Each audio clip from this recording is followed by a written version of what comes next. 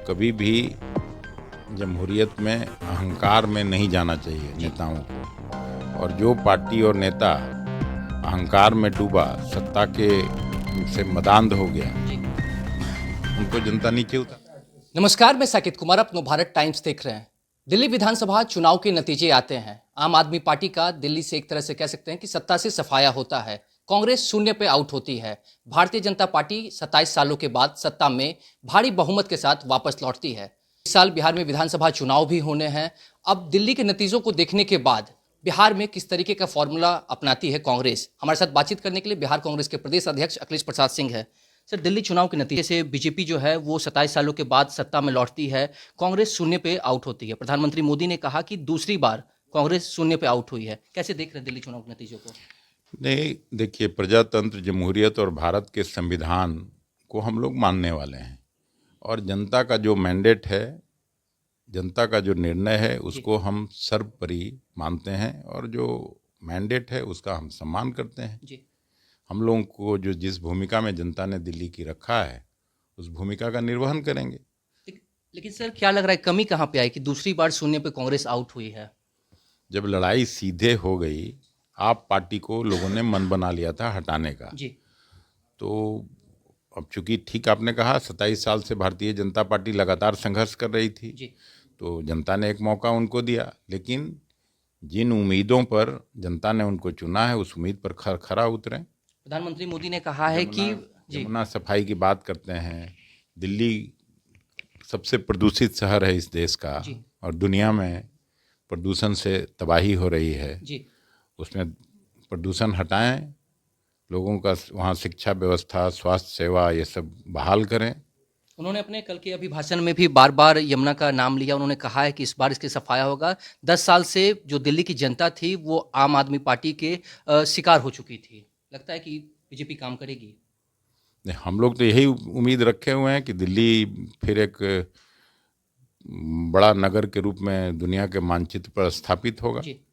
कई ऐसे सीट हैं सर जहां पर लगता है कि अगर कांग्रेस और आम आदमी पार्टी एक साथ चुनाव लड़ती तो आज नतीजा कुछ और होता। क्या आपको लग रहा है कि मलाल हो रहा है, एक साथ आना अब चाहिए ये था? तो अरविंद केजरीवाल जी को पहले सोचना चाहिए था। कभी भी जमहूरियत में अहंकार में नहीं जाना चाहिए नेताओं को। और जो पार्टी और नेता अहंकार में डूबा, सत्ता के से मदांध हो गया, जी।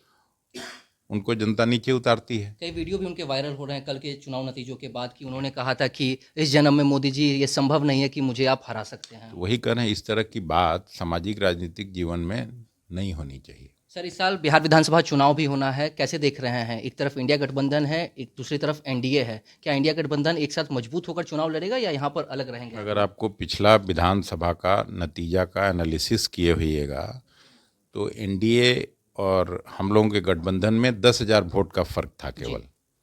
और 1,500 के वोट से 15 सीट का निर्णय हुआ था। गठबंधन तो यही था।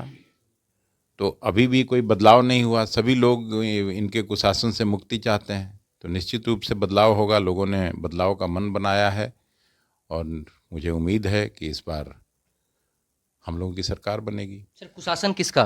नीतीश कुमार का कुशासन या फिर एनडीए का, बीजेपी, एनडीए के सरकार सर, का। आप लोग भी तो साथ में थे नीतीश कुमार के साथ।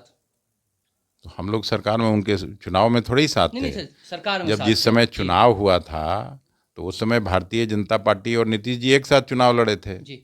बाद में हम फिर लोग आप अलग लोगों लड़े थे। जी, साथ में आए फिर। नीतीश जी आए, हम लोग नहीं आए। क्या आने वाले समय में फिर ऐसा देखने को मिल सकता है बिहार की जनता नहीं, को? मुझे नहीं लगता इस तरह का कोई ये नहीं हो, सीधा लड़ाई होगा। सर, आगे की रणनीति कैसी होगी? क्योंकि इस साल चुनाव भी होना है। राहुल गांधी 2 बार पटना आ चुके हैं और रणनीति आपसे थोड़े डिस्कस करेंगे। रणनीति हम लोगों का बना हुआ है, बट वो कोई अखबार और मीडिया को रणनीति नहीं हम लोग बताते हैं। चलिए, ठीक है। Thank you.